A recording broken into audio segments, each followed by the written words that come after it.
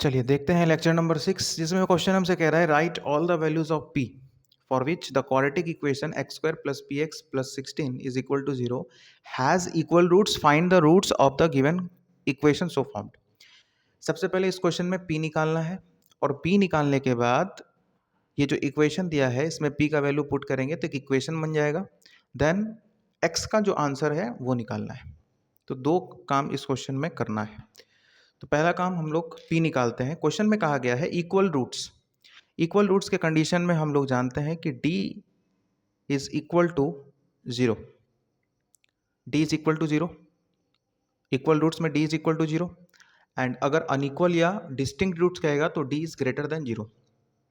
ठीक है, तो d is equal to 0 because यहाँ पे लिखा हुआ है इक्वल रूट्स। d का मतलब क्या होगा, b square minus 4ac is equal to 0। b क्या होता है, तो b जो x के साथ है वो b है, जो x के साथ है वो b है, जो x स्क्वायर के साथ है वो a है, और जिसके साथ x है ही नहीं वो कांस्टेंट है। तो x के साथ जो लिखा हुआ वो b है, ऑब्वियस है ना। हमारा इक्वेशन क्या होता है, a x square plus b x plus c is equal to 0।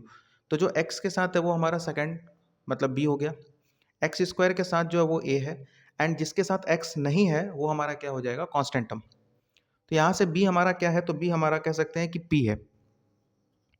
b की जगह पे क्या लिखा हुआ है इक्वेशन में, ध्यान से देखा जाए x के साथ क्या लिखा हुआ है, p। तो p लिखेंगे p का स्क्वायर माइनस 4 इंटू ए की जगह पे क्या है, तो एक्स स्क्वायर के साथ क्या लिखा हुआ है, एक्स स्क्वायर के साथ कुछ भी लिखा हुआ नहीं है मतलब 1 है, तो यहाँ पे 1 एंड c की जगह पे कांस्टेंट टर्म कितना है 16 इज इक्वल टू 0। तो p स्क्वायर माइनस 16 4 जा 64 is equal to 0। p square is equal to 64, इस साइड आएगा तो प्लस हो जाएगा, और अगर हम लोग यहाँ से अंडर रूट डालते हैं 64 तो प्लस माइनस के साथ ये प्लस माइनस 8 आता है। यहाँ तक की चीज़ें क्लियर है कि p बराबर हमारा कितना आ गया, प्लस और माइनस 8 दोनों आ रहा है, दो केसेस बन रहा है। तो केस नंबर 1 अगर हम p बराबर प्लस 8 ले लेते हैं तो इक्वेशन क्या बनेगा क्वेश्चन के हिसाब से, x square plus p x था ना, तो p की जगह पे कितना ले लेंगे 8x plus 16 is equal to 0। इसको सॉल्व करके x का आंसर निकालना है पहले।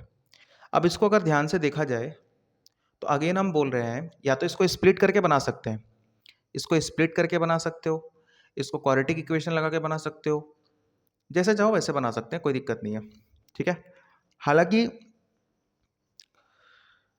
स्प्लिट करके भी अगर बनाएंगे तो ये चूंकि एक फॉर्मूला पे आ रहा है तो फॉर्मूला से भी डायरेक्ट बना सकते थे। कैसे, हम स्मार्ट अप्रोच से यहाँ पे बता रहे हैं तो ध्यान देंगे। एक्स स्क्वायर 16 किसका स्क्वायर हो गया, 4 का स्क्वायर, स्प्लिट करके भी बना सकते हैं और क्वाड्रेटिक फॉर्मूला लगा के भी इसको सॉल्व कर सकते हैं, वो तो नॉर्मल है।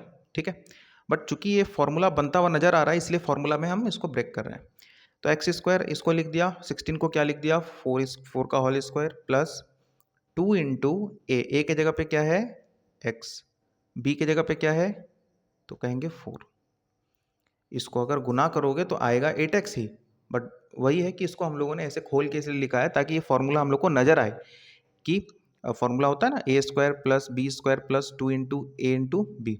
ठीक है, तो ये हमारा फॉर्मूला किसका बन गया, a प्लस बी का होल स्क्वायर का। अगर हम लोग इस स्क्वायर को उस तरफ भेज दें तो अंडर रूट 0 हो जाएगा, अंडर रूट 0 का मतलब तो 0 होता है, तो x प्लस 4 बराबर कितना 0, तो x बराबर कितना आंसर आ जाएगा 1 माइनस 4। एक आंसर तो हमारा ये बिल्कुल ठीक है। लेकिन केस नंबर 2, अब ध्यान देंगे केस नंबर 2 पे। केस नंबर 2 में हम लोग क्या लेने वाले हैं, तो केस नंबर 2 में अगर हम p बराबर माइनस 8 वाला ले लें, p का 2 वैल्यू आया था, एक वैल्यू लेकर के सॉल्व किया तो आंसर कितना आया -4। ठीक है, अच्छा किसी को ये लग रहा होगा कि अगर हम इसको पॉली फैक्टराइजेशन से बनाते या क्वाड्रेटिक फॉर्मूला लगा के बनाते तो 2 आंसर आता, यहाँ पे तो एक आंसर आया।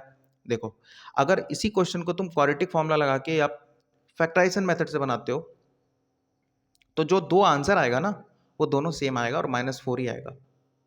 ठीक है, तो एक बार इसको घर में ना अपने से फैक्टराइजेशन मेथड से सभी लोग सॉल्व करना, फैक्टराइजेशन मेथड से भी सॉल्व करके देखना इस इक्वेशन को, और क्वाड्रेटिक फॉर्मूला लगा के भी इस क्वेश्चन को मतलब इस वाले को इक्वेशन को सॉल्व करके देखना। दोनों कंडीशन में आंसर जो है -4, यानी 2 आंसर जो आएगा ना इस वाले में, इसका जो 2 आंसर आएगा वो दोनों का दोनों आंसर -4 आएगा। इसलिए हम लोग का डायरेक्ट आंसर यहाँ पे कितना निकला है, -4 आया है।